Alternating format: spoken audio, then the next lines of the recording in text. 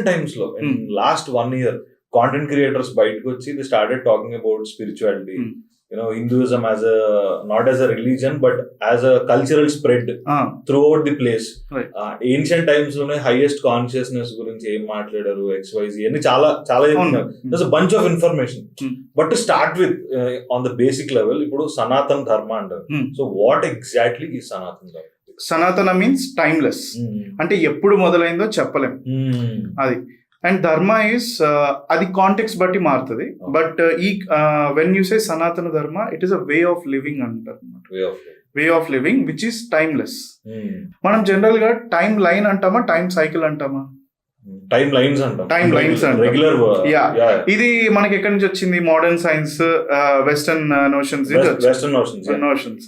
ఇంకా కరెక్ట్ గా చెప్పాలంటే మోడర్న్ సైన్స్. సనాతన ధర్మ అనే కాన్సెప్ట్ లో, ఈ ఫిలాసఫీలో టైం లైన్ ఉండదు, టైం సైకిల్ ఉంటుంది. సో ఏమవుతుందంటే ఏ టైం సైకిల్ ఎప్పుడు మొదలైందో తెలియదు. వి కాల్ ఇట్ కల్పాస్ అనమాట. అంటే ఇది కొంచెం ఎలాబరేట్ గా చెప్పాలి. ఒకటి సత్య, త్రేత, ద్వాపర, కలి, 4 యుగాలు ఉన్నాయి. సత్యయుగంలో లైక్ హిరణ్యాక్ష, హిరణ్యకశిపు ఈ రాక్షసులు ఉంటారు. అండ్ త్రేతాయుగంలో రావణాసురుడు, కుంభకర్ణుడు వీళ్ళు ఉన్నారు. అండ్ ద్వాపర యుగంలో హూ వాజ్ దేర్, దుర్యోధన. అది ఇప్పుడు వీళ్ళందరినీ అంతం చేయడానికి వాళ్ళ విష్ణు వేరే వేరే రూపాల్లో వచ్చారు, like incarnations, avatars. Varaha, Lakshmi Narasimhaswamy. And త్రేతాయుగంలో రాముడు. అండ్ ద్వాపర యుగంలో కృష్ణుడిగా వచ్చి హీ గైడెడ్. అండ్ ఇప్పుడు కలిలో హీస్ గోయింగ్ టు బికమ్ కల్కి అని అంటారు. సో ఈ 4 యుగాలు అనేవి రిపీట్ అవుతాయి అనమాట. వన్స్ కలియుగ is done, again there is going to be, అంటే ఇంకొక సత్యయుగం అనేది వస్తుంది అనమాట. ఈ సత్యయుగాన్ని కృతయుగం అని కూడా అంటారు. సో ఇది సైకిల్లో నడుస్తుంది. ఈ 4 కలిస్తే 1 మహాయుగ అంటారు. 1 మహాయుగ.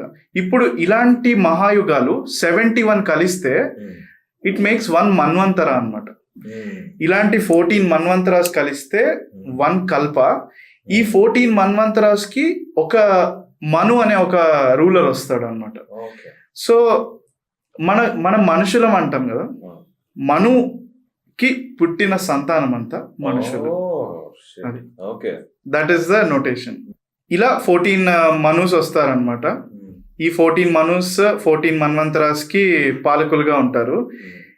ఈ 14 మన్వంతరాస్ అంతా అయిపోతే ఒక కల్పం అయిపోయింది. ఒక kalpa is like half day of Brahma అనమాట. అది. And 2 kalpas is one breath of lord Vishnu అనమాట. సో ఆయన ఇట్లా అనేసరికి అయిపోయాయి అంతే. అది. సో ఇక్కడ ఒక theory, if you observe, time dilation theory కనిపిస్తుంది ఇన్సెప్షన్ మూవీలో మనం చూసింది. ఈ టైం సైకిల్ అనేది ఇట్లా ఉంటుంది అనమాట. ఇప్పుడు ఇలాంటి కల్పాలు 30 పైన ఉంటాయి అనమాట. సో ఒక్కొక్క కల్పం నడుస్తూ ఉంటుంది. అంటే ఇట్స్ లైక్ అ సైకిల్ అనమాట. So that is why it is called time cycle. So అందుకని ఏమవుతుందంటే టైమ్లెస్, అంటే టైం ఇమ్మెమోరియల్ అంటారు. ఎప్పుడు మొదలైందో చెప్పలేనిది, కానీ ఎప్పటి నుంచో ఉంది.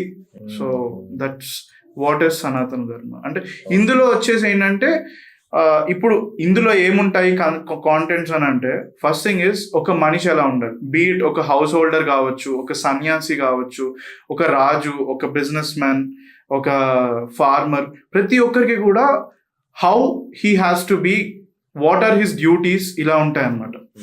అండ్ ఇంకొక క్లారిటీ ఏంటంటే, ఆల్ దీస్ థింగ్స్ ఇవన్నీ కూడా by birth you are this అనేది డిఫైన్ చేయవు.